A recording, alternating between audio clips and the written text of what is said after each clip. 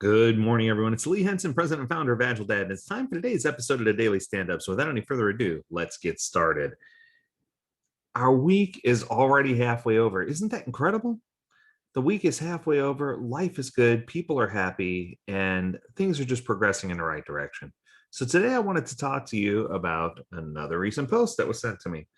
This one has to do with a question that was posed out on Reddit and the replies that it got, and it just got some really interesting feedback. So I thought I'd share it with you. Somebody asked, what is the difference between an agile team coach and an enterprise coach? And I think where this person was trying to go, or what this person may have been trying to do, is trying to maybe differentiate between the different Scrum Alliance certifications, or maybe even just understanding better how coaching works. So I'm going to do the best I can to answer this question because I want to make sure that I throw my hat into the ring. So, but in order to do that, I think the first thing you need to understand is what an agile coach does. Because a lot of people contact us and they have internal coaches on the ground already, but they don't understand the benefit of an external coach, either at the team level or the enterprise level. So I thought I'd help you by kind of throwing out what a coach does. So a coach, in essence, is a guide for the organization. So they're the shepherd for the organization that helps you make the right choices, the right decisions with regard to how you're going to operate so that agile principles, values, and mindset are easily transitioned.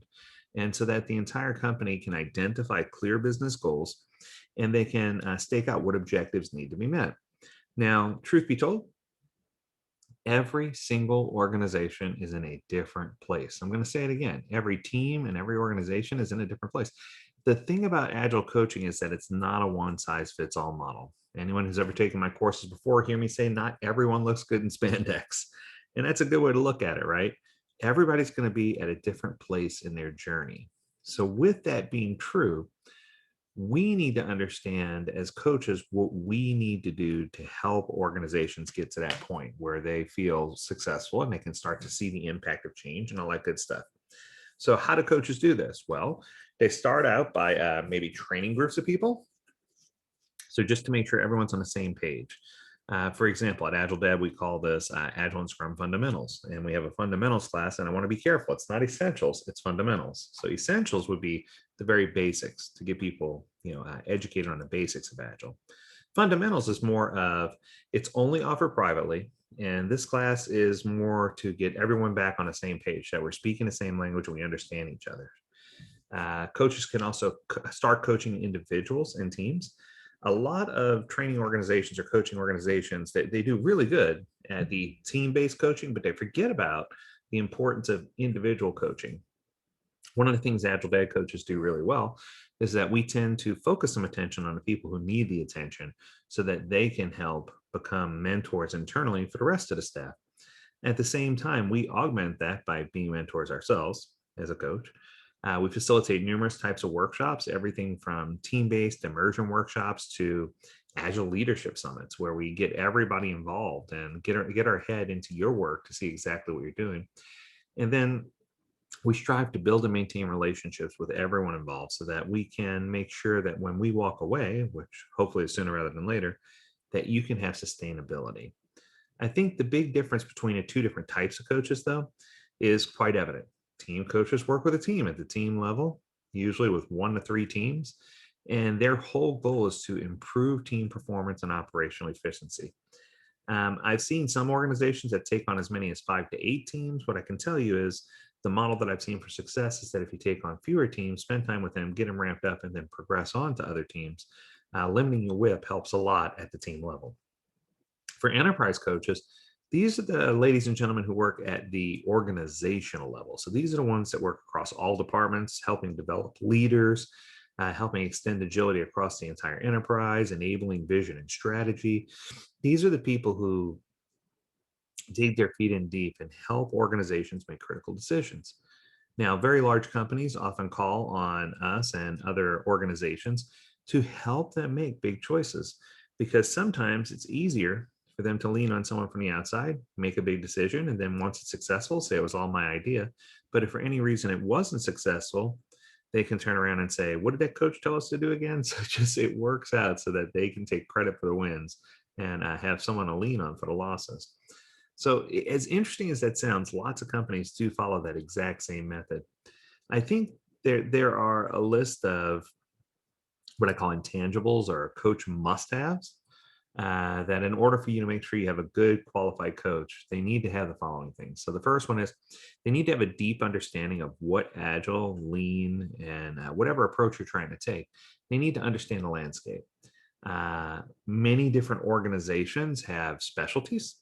Some organizations focus on only technical companies. Some focus on banking or insurance, or they have specialties. Yes, and I think that it's important to get a coach that has some experience in your genre, but it also is helpful to get someone who's T-shaped, that has a lot of experience across and a lot of experience down. I call it capital T. You need to make sure you got the capital T going on, right? Because if the organization is going to be successful, a lot of times that includes helping train marketing and finance and HR and other divisions or groups within the company. So sometimes the work spans across deeply across the business just as much as it does on the technical side. So it's important to make sure that you have someone who understands how the company works, how departments and organizations are laid out, and someone who really will dig in and find out the deeper understanding of organizational scope and what you're trying to do.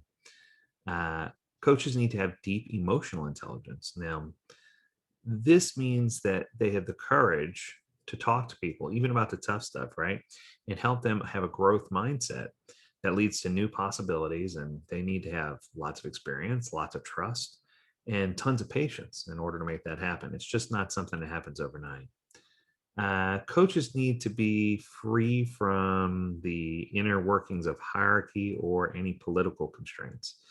Um, a lot of times you hear organizations have politics, i.e., red tape, that prevent the company from expanding or growing as an agile organization.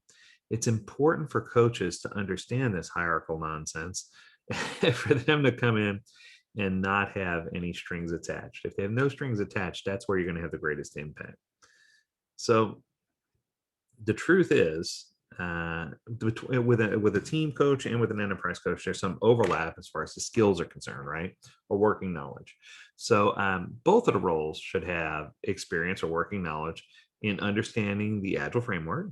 They need to understand the toolkit. They need to understand lean and Kanban. They need to understand work in progress limits. They need to have some form of professional coaching experience. They need to be good facilitators. They need to have facilitation experience. They need to actively mentor, not passively. They need to be able to train and teach people. They need to have a clear understanding and navigation of the roles, and they need to be able to develop people as self leaders, and they need to understand how to be a leader themselves. So it's interesting because I think both sets of coaches require that. On top of this, in addition, the enterprise coach role, they need to be able to guide the change process for an entire organization. They need a much wider set of skills in that coaching range. They need to be the wide capital T. They need to develop leadership in others and encourage others to do better and do more. They need to be able to guide organizational agility at the top level. They need to be able to work with multiple different contexts and departments all at the same time, because sometimes you have to cross thread, which is really, really cool. And they need to be comfortable working with senior leaders all the way up to the C level. So it's important to identify who these people are. Now, the truth is, trying to get the team coaches internally is a good idea.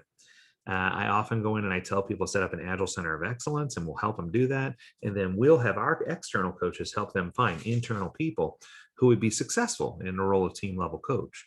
And we've successfully done that in several companies. And people look at me like I'm crazy because I tell them my job's to work my way out of a job. I want to get you with that internal control and leadership so that you can have success within your organization. And we want to build those internal capabilities so that people feel confident in their ability to do the coaching. Last but not least, when it comes to the enterprise level, or when it comes to kickstarting this, there's one piece of advice that I can give to everyone. And it sounds self-serving, but it's really not intended to be. And that's hire an external coach. If you hire someone who's worked with over 40 to Fortune 100 companies, somebody with over, with hundreds of positive reviews on LinkedIn, someone where you can confidently go online and type into Brad Pitt of Scrum and their name pops up, that's that's where you want to be. You want to find that coach that's going to help your company grow.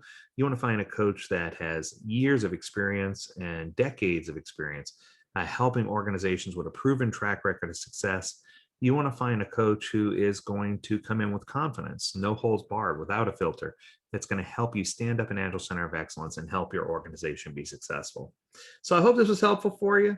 As always, we encourage you to tune in to agiledad.com, where you can learn more about this topic and many others. And if you have a topic you want us to cover on a daily stand-up podcast, don't hesitate to let us know. We'd love to hear from you. And as always, we encourage you to stay healthy, stay well, and stay agile, my friends. Until next time, do take care.